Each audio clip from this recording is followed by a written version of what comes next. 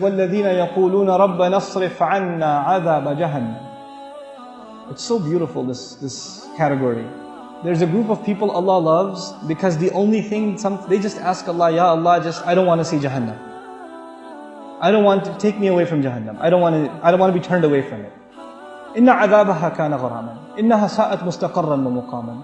Its penalty is very heavy. It's a huge penalty. I can't bear it. I can't even think about Jahannam. It is a terrible place to be for a little while or for a long time.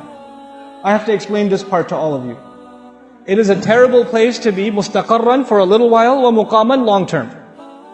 Now, there are some people, like I'm sure you've seen this on YouTube if you follow my videos. There was a young girl in Florida at a youth program. She asked me a question. She wrote it down. She said, I do a lot of haram things. But I'm not going to hell forever, right? Because I'm Muslim. So even if I do go to hell, it will not be forever. This dua says, I don't want to go to Jahannam, not for a long time, not for a short time. I don't want to see it.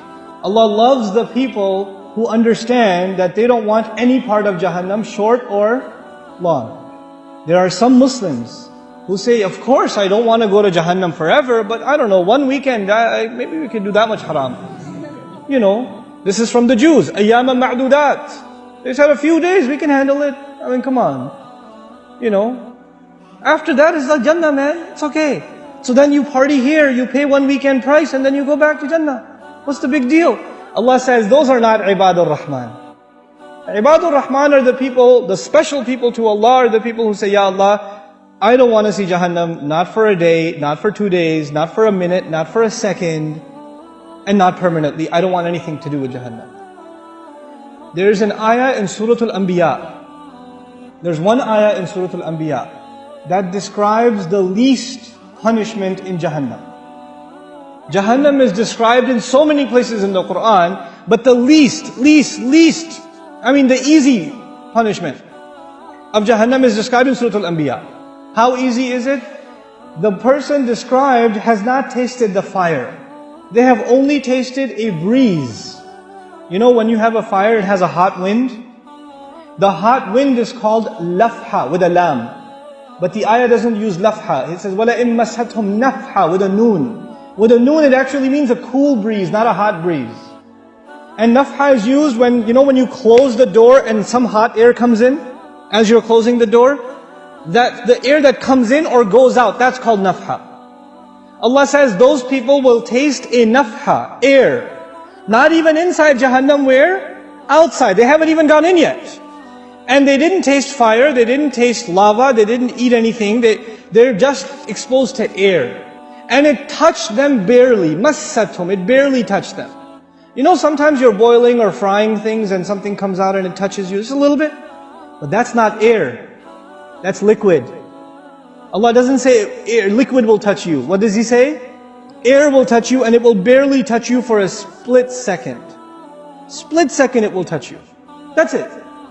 And it won't even be the full-fledged air, it will be not نَفْحَةُ عَذَابِ رَبِّكَ, it will be نَفْحَةٌ مِّن عَذَابِ رَبِّكَ, مِّن لِلتَّقْلِيلِ. It's to make it very little bit of air. It's just tiny little bit. So it's not even the whole door was opened and the wind came in. It was like a tiny little, you know how you have window inside the window? Little bit of it opened and little bit of an air came out and you felt it on your skin just for a split second. And then this is the only torture this person received. There is nothing else yet. And they're not even in hell yet. They're still outside. That's evident from the word nafha. He says, Ya waylana, the person swears, I have never felt more torture ever in my life. This is the worst, I must be in the worst part of hell. Wayl, the Rasul ﷺ describes wayl as the worst part of hellfire, so scary that hell itself is afraid of it. Jahannam is afraid of wayl. And this guy says, I must be in wayl. Ya waylana. He's not even inside yet. The Muslim understands, the believer, the student of Quran understands, إِنَّهَا سَاءَتْ مُسْتَقَرًّا وَمُقَامًا. I cannot be there for a little while and a long time, I know. I should not have the mentality of Bani Israel who said, لَن تَمَسَّنَا النَّارِ إِلَّا أَيَّامًا مَعْدُودَاتٍ. Just a few days, we can handle it. You know, I've had long, hard, hot road trips outside with no air conditioning. I'm tough. No. إنها ساءت مستقرا ومقاما. This is a category by itself. These people are special to Allah. The only thing they ask Allah is, Ya Allah, I don't want Jahannam. I don't want Jahannam. Never, at all. That dua itself qualifies you to be special to Allah. Subhanallah. What a mercy from Allah. قل يا عبادي الذين أسرفوا على أنفسهم لا تقنطوا من رحمة الله. قل يا عبادي الذين أسرفوا على أنفسهم لا تقنطوا من رحمة الله. لا تقنطوا من رحمة الله. إن الله يغفر الذنوب جميعا. إن الله يغفر الذنوب جميعا. لا تقنطوا من رحمة الله.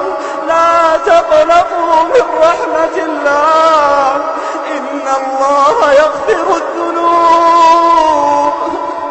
إن الله يغفر الذنوب. إن الله يغفر الذنوب جميعا. إنه هو الغفور الرحيم.